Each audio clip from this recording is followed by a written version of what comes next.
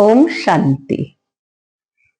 आज आपण भारतवासी खरोखरच खूप भाग्यवान आहोत, कारण आपल्याकडे विविधता खूप आहे आणि त्या विविधतेमुळे आपल्याला खूप काय जीवनामध्ये आनंद, उमंग, उत्साह ह्याचा अनुभव करता येतो. आज आपण खरं बघितलं तर आपल्याकडे अनेक सण आपण साजरे करत असतो आणि त्या सणांमुळे आपल्या जीवनामध्ये उमंग उत्साह येतो. काहीतरी एक रुटीनच्या वेगळा आपण करू लागतो. असंच आता आपल्याला होळी सण आपण साजरा करणार आहोत. तर होळी म्हणजे काय? तर होळी ह्या शब्दाचा अर्थ असा घेतला जातो की दहन करणे. मग आपण आपल्या गल्लीतनं इकडनं तिकडनं काही सामान आणतो आणि होळीला आपण दहन करतो.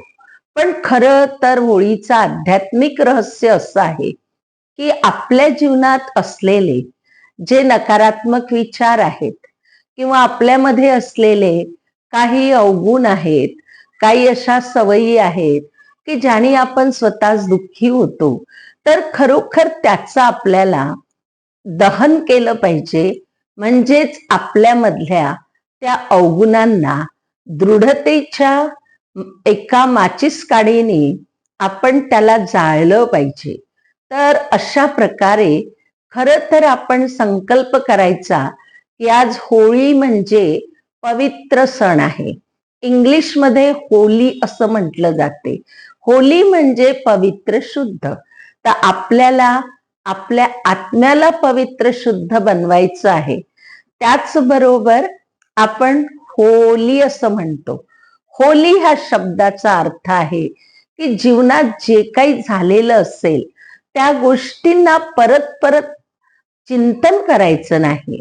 की अशा काही गोष्टींचं आपण चिंतन करतो आणि स्वतःच आपण डिप्रेशन पण काही वेळेला येते. काही वेळेला आपण दुःखी होतो, अशांत होतो.